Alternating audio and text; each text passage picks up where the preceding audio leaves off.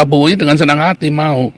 Tapi karena itu tadi yang bolak-balik kita omongkan, karena Islam ini memang sialan, ya kamu nggak kelar-kelar. Dan kali ini Prabowo udah nekat, dia masuk, dia bayar 1 miliar dolar. Wah, caci maki dari yang mencaci maki siapa? Orang Islam semua. Gampang ditebak, saudara, kan sudah bilang kalau dia homo Islam, ya kan, pasti pro Palestina, ya, itu udah perilaku anti Amerika, anti Israel. Yang jelas Prabowo lebih pintar daripada si Felix Sial ini kan, si Cina pengkhianat ini, si Cina goblok ini kan. Iya kan? Coba kerjanya Felix Sial apa? Kerjanya cuma nipu kalian, jadi mualaf lalu dia congor sana congor sini dapat duit kan. Iya kan? Kalau Prabowo jelas lebih pintar, lebih mengerti. Saya yakin sekali Prabowo lebih mengerti daripada si orang sial ini kan, si Cina keparat ini.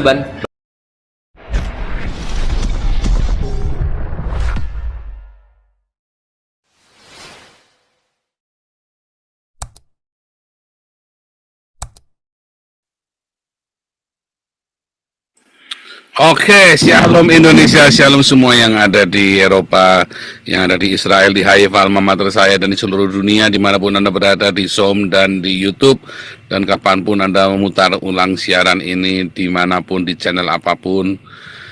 Shalom semuanya, kembali bersama saya dengan Dr. Joseph Paulsang, alumni Haifa University, Nabi 26, suara kenabian bagi dunia dan Indonesia.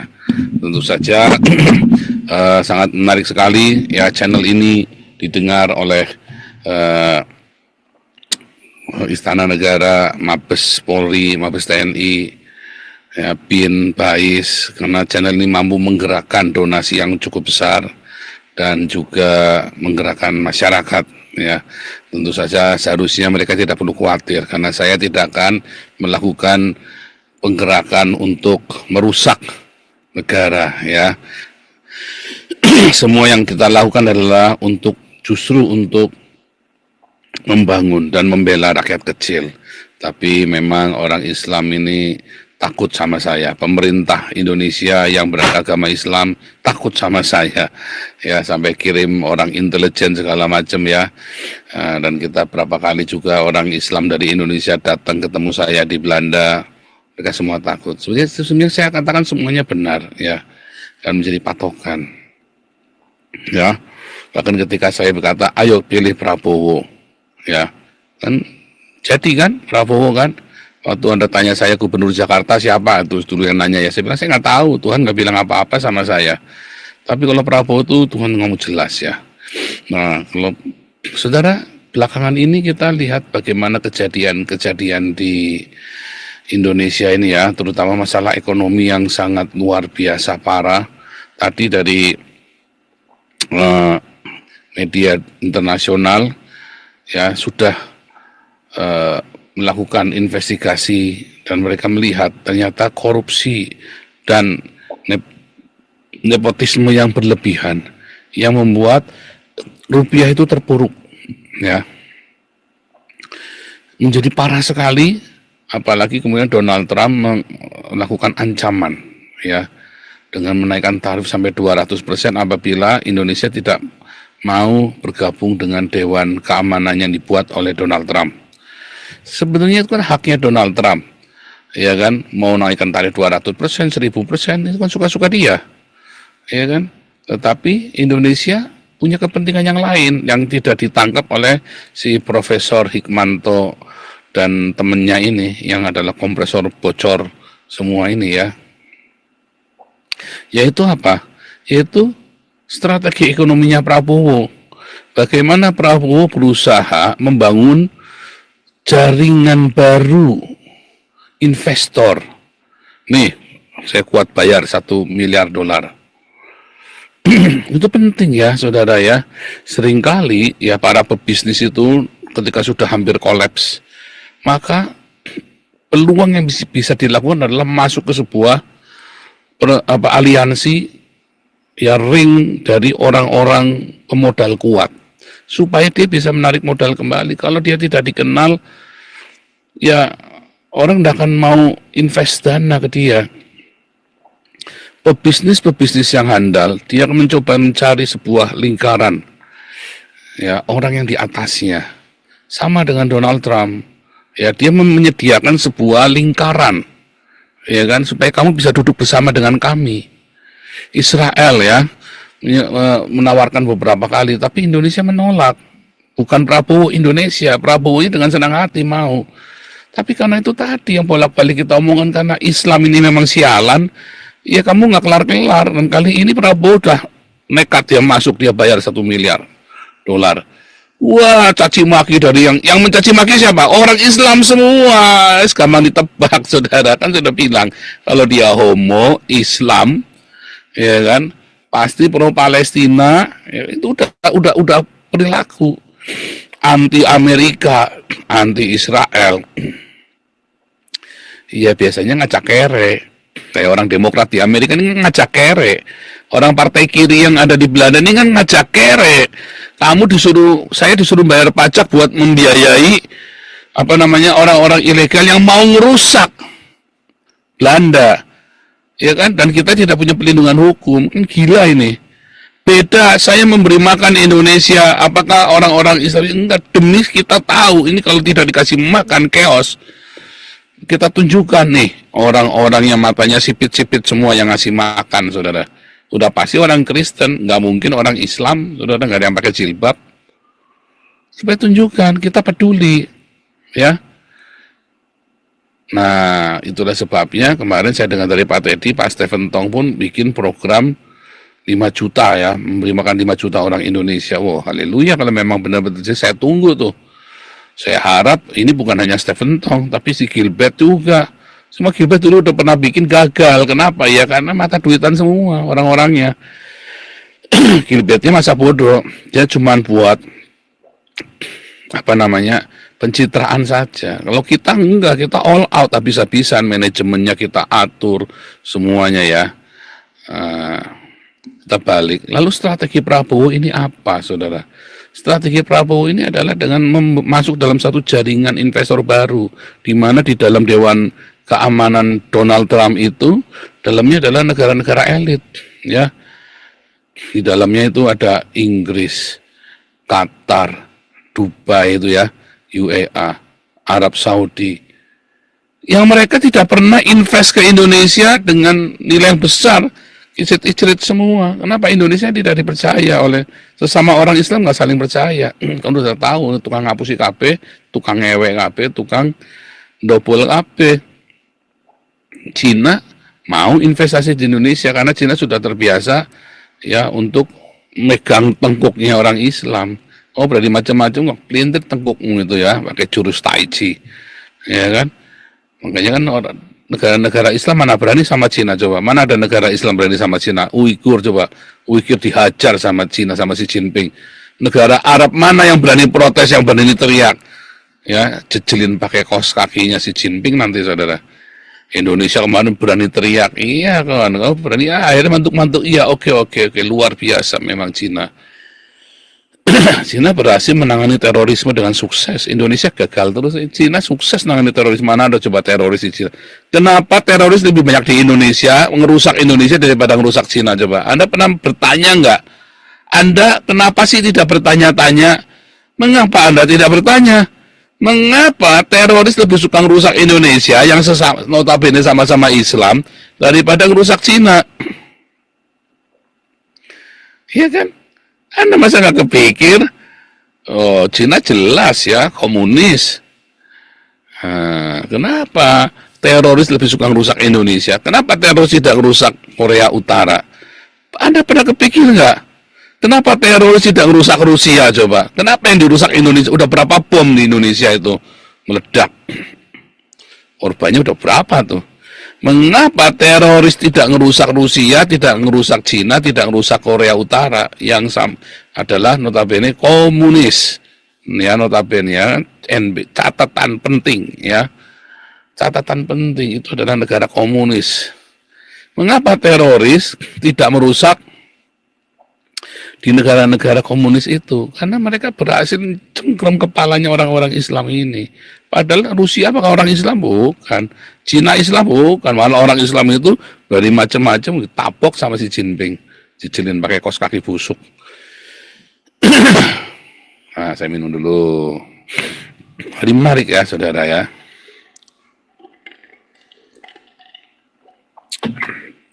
Saya tampilkan ya perbandingannya ya. Nih, krisis zamannya 98. Oke. Ya, ada 2 video terakhir tentang krisis ekonomi 98 dan krisis ekonomi zaman Soekarno. Ya, ketika Soekarno diruntuhkan, di kudeta dengan krisis ekonomi, Soeharto juga sama. Dan temanya krisis ekonomi ya, bukan krisis politik loh sebenarnya, krisis ekonomi. Di mana terjadi korupsi yang luar biasa di zamannya Soekarno, zaman korupsi yang luar biasa zamannya Soeharto, dan hari ini yang kita hadapi, yang akan Anda hadapi adalah krisis korupsi yang luar biasa, bahkan dari luar negeri pun sudah dengar. Ya, kalau hari ini Anda mendengar kesaksiannya Ahok, ya, bahwa Ahok itu keluar karena dihalang-halangi oleh Jokowi untuk membongkar korupsi di Pertamina. Karena Jokowi sendiri terlibat di dalamnya, Megawati terlibat di dalamnya. Ya, cuman Jokowi yang akan pertama kena. Ya, karena itu memang Pertamina itu kan mesin uang. Ya kan, nggak perlu modal, cuma nyedot aja. Dan itu menjadi mengerikan sekali sekarang ini, yang menjadi pertaruhannya Prabowo. Ya, apakah Prabowo akan menjadi presiden yang sia-sia saja seperti Soekarno dan Soeharto, habis semua yang dibangunnya, ya dengan proyek mercusuarnya, ya dengan membanggakan ini, membanggakan itu, ya kan si Jokowi ini kan, produk-produknya Jokowi membanggakan ini, membanggakan itu, ternyata uangnya semua bukan uangnya pemerintah, tapi uangnya Cina, yang bisa diambil kapanpun. Contohnya kemarin kereta cepat, wah bisa sampai muncul ke permukaan, proyek bus ini, ya akhirnya diambil alih oleh Prabowo, padahal Indonesia lagi keteteran. Kacau sekali ini ya. Dan kalau Anda mau teruskan ya dengan agamamu, ya saya rasa kamu memang tolol ya. Hari ini para ustadz mengkritik ya. Para ustadz mengkritik. Ya. Yang jelas Prabowo lebih pintar daripada si Felix Sial ini kan. Si Cina pengkhianat ini, si Cina goblok ini kan. Iya kan? Coba kerjanya Felix Sial apa? Kerjanya cuma nipu kalian, jadi mualaf lalu dia congor sana congor sini dapat duit kan. Ya kan? Kalau Prabowo jelas lebih pintar, lebih mengerti. Saya yakin sekali Prabowo lebih mengerti daripada si orang sial ini kan, si Cina keparat ini. Bagi saya adalah hak segala bangsa. Nah, kalau si Cina pengkhianat ini dia mengerti pembukaan Undang-Undang Dasar 1945, maka seharusnya dia harus teriak Papua Barat itu harus merdeka. Dasar orang Islam ini memang munafik semua kan. Dobol semua, munafik semua. Harusnya dia berteriak sekeras-kerasnya Papua, merdekakan rakyat Papua. Ya kan munafik. Kalau sesama Islam kudu merdeka, kalau Kristen kamu mati aja. Kalau Belanda menjajah, kalau Islam namanya berdakwah, compong otaknya disilit semua, kepalanya isinya tai ini ya. Orang-orang begini kan isinya tai kayak kemarin yang di TikTok saya itu ya. Wah kalau Belanda cuma penjajah katanya. Loh kalau Islam gimana? Oh Islam itu berdakwah kan, compong saudara. Geblek ini memang itulah orang Islam. Makanya Indonesia, makanya selalu saya bilang ya, pantesan Indonesia kere, isinya orang kayak kalian, isinya orang-orang kayak gini, sampah-sampah kayak si Felix Xiao ini. Kenapa kayaknya bagus-bagus kayak saya, kayak Pak Andi, Pak Teddy, nggak mau di Indonesia, nggak bakal bisa bertumbuh dengan kita pergi, nggak bisa. Makanya Amerika maju karena Belanda maju karena nampung orang kayak saya, kayak orang Pak Andi, kayak orang Pak Teddy, iya kan? Yang ditampung orang kayak Felix Xiao gini, makanya Indonesia kere. Dan oleh karena itu penjajahan di atas dunia harus dihapuskan. Termasuk Papua, dengan peri kemanusiaan, penjajahan tanah Papua itu harus dihapuskan. Lalu ketika Gaza ngebom Israel boleh, lalu Israel ngebom Gaza nggak boleh. Compong ini orang Indonesia yang otaknya disilit, kepalanya isinya tai. Ya kan? Muhammad boleh menjajah seluruh Arab, itu dijajah sama Muhammad, kerajaan Kristen diislamkan. Boleh, katanya dakwah. Lalu Belanda nggak boleh tuh. Padahal tanpa Belanda kamu nggak bisa baca ABC, kamu kere tanpa Belanda, nggak punya bendungan, nggak punya jembatan. Iya kan? Nah ini orang compong. Masalahnya Israel Ini adalah ciri khas bangsa pecundang, saudara. Oh, kita kudu nunggu PBB itu bisa bubar. Kamu tahu nggak kalau PBB bisa bubar? Pernah kan? Liga Bangsa-Bangsa. Sebelum ada PBB kan Liga Bangsa-Bangsa bisa bubar. PBB bisa nggak bisa? Ini Donald Trump lagi mau bubarin PBB. Israel lagi mau bubarin PBB. Kenapa? Karena nggak ada gunanya. Apa gunanya PBB? Saya tanya sama kalian coba. Apakah PBB bisa mendamaikan negara yang lagi perang? Nggak ada. Kiprahnya PBB negara perang nggak bisa mendamaikan. Malah tambah bikin ruwet. Iya. Siapa yang mendamaikan dua negara yang lagi perang? Paus Francis. Siapa yang mendamaikan dua negara lagi perang? Donald Trump. Siapa yang mendamaikan dua negara lagi perang? Prabowo bisa, Jokowi bisa. Dikentutin doang sama si Putin tuh Jokowi datang itu. Nggak bisa. Ya, yang bisa mendamaikan negara perang ini yang saya pernah tahu ya cuman Paus Francis sama Donald Trump. PBB nggak bisa. PBB itu isinya orang korup, sekumpulan pengangguran, sekumpulan pecundang. Ya, sekumpulan orang-orang nganggur, ya, lalu udahlah taruh di sana lah. Lalu terima duit tuh dari siapa saja yang membayar. Iya kan? Nah, iya kan? Kacau juga nih ya. Hak mandatnya dari mana gitu. Nah, lebih-lebih kita lihat di dalam Dasar mandatnya dari mana? Ya Donald Trump lah. Makanya kamu harus jadi negara dikuasa. Ya kenapa Indonesia mau? Ya kudu nurut, kamu nggak nurut, kamu dihajar sama Donald Trump, kelar kamu besok bagus kalau kamu orang Indonesia keluar rumah punya celana dalam. Kalau kamu nggak nurut sama Donald Trump. Bagus kalau istrimu nggak pakai kutang robek-robek. Bagus kalau ya besok itu kamu nggak pakai, aduh, handal jepit yang beda warna, saudara ya. Aduh, kamu kudu nurut, makanya kamu harus jadi negara dikuasa. Kamu tahu siapa yang bikin PBB? Ya negara dikuasa. Dan Donald Trump melihat munafik, udah percuma, udah kita bikin sendiri aja Dewan Keamanan. Kan hebat itu berarti seorang Donald Trump bisa bikin sendiri. Kenapa Indonesia nggak mau bikin sendiri? Ya, menjaga perdamaian dunia itu kan. Ya, memajukan kesejahteraan umum, menjaga perdamaian dunia. Waduh, Indonesia terlalu mimpi kamu. Kamu ditipu sama Soekarno, kamu goblok. Ya kan, kamu kan ditipu sama Soekarno. Sampai hari ini ya, saya bangga jadi Indonesia. Saya malu loh, saudara. Saya malu loh. Saya bangga jadi Indonesia, utangnya banyak, orang Indonesia 24.000 triliun, negara yang rasis, negara yang utangnya banyak, negara yang terbelakang. Kamu orang ya kalau di Belanda terus ada orang Indonesia bisa bikin apa? Hah? Indonesia bisa bikin? Kaget loh. Saking pikiran mereka Indonesia itu kayak hutan belantara Amazon gitu. Kenapa negara-negara Islam pada ikut, sementara negara-negara kafir nggak ikut? Otak kamu ngomong dipakai.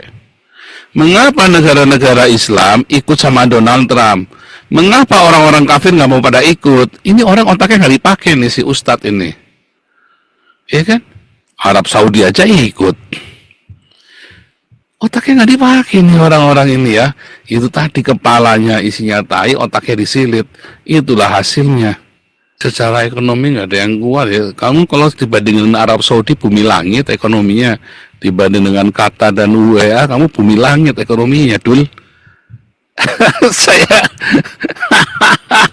lalu kamu kenapa nggak jadi negara kafir aja, Dul? Iya kan? Lebih baik kamu ikut komunis saja. Saya mah lebih setuju Indonesia jadi negara komunis tuh daripada jadi negara Pancasila. Karena Pancasila kalian itu tadi benar si Habib Rizik, saya setuju kali ini dengan Habib Rizik. Ketuhanannya ada di pantat dan bukan ada keadilan sosial, tapi keadilan sosial. Bineka tinggal duka katanya Pak Toping ya. Kacaunya orang ya. Sudah. Nah, ini adalah tipikal orang kere, saudara. Ya. Yuk kita bikin satu gerakan yuk. Siapa sih bayari? Ini tipikal orang kere, saudara. Lihat ya, ciri khasnya. Mintanya dibayari. Yuk kita bikin sebuah kegerakan bersama-sama. Berapa kita bisa nyumbang? Coba kayak Pak SK tuh, ya kan? Pak Paul, yuk kita bikin kasih beasiswa buat anak-anak kita. Ayo, oke Pak Paul, saya nyumbang pertama kali. Loh, ini orang beda kelasnya, orang kere sama orang pecundang sama orang yang pemenang, ya kan? Pak Paul, ayo kita jalan begini, jalan begitu. Ayo jalan. Oh, oke, duit jalan dulu keluar, saudara. Siapa yang bayari, Pak? Saya telepon sama Pastor Daniel ya, Papi Daniel kemarin. Oh, kita lagi mau melakukan ini, melakukan itu. Papi bisa urunan berapa? Loh, Papi bisa urunan berapa? Itu namanya orang bener. Ini orang Indonesia memang mentalnya kere, saudara, mental ngemis. Kalau nggak ngemis bukan Indonesia, saudara. Makanya di Indonesia ada kampung tukang ngemis, ada kota tukang ngemis itu di Demak itu loh. Ya kan, satu desa, satu kecamatan isinya orang ngemis semua. Itu harus ya, kalau kamu kumpul, yuk kita urunan berapa? Iya kan? Yuk kita urunan berapa? Yuk kita mau bikin ini, bikin itu, yuk urunan berapa? Langsung oke. Saya nih, di depan dulu nih, saya bayar sekian. Iya dong, kamu mau kumpul cuman mau modal bacot doang. Indonesia mah modalnya bacot doang sih. Modalmu cuman bacot, tau nggak? Modal abab maunya. Ya kan kayak si Felix Xiao tadi kan. Lupa apa juga, enggak, saya sekolah, saudara, enak aja kamu, saya sekolah. Ya, saya doktor teologi, saya sekolah S2-nya 2 kali, ya. Bahkan saya sudah sempat sekolah di Satya Wacana, Master Magister Management. Saya modal, saudara, saya mau pintar tuh saya modal, nggak modal bacot.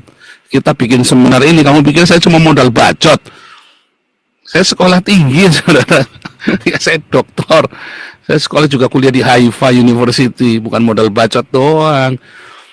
Kuliahnya pun saya bayar, habisnya 200 juta lebih, saudara. Nggak modal bacot, saya modal, saudara ya.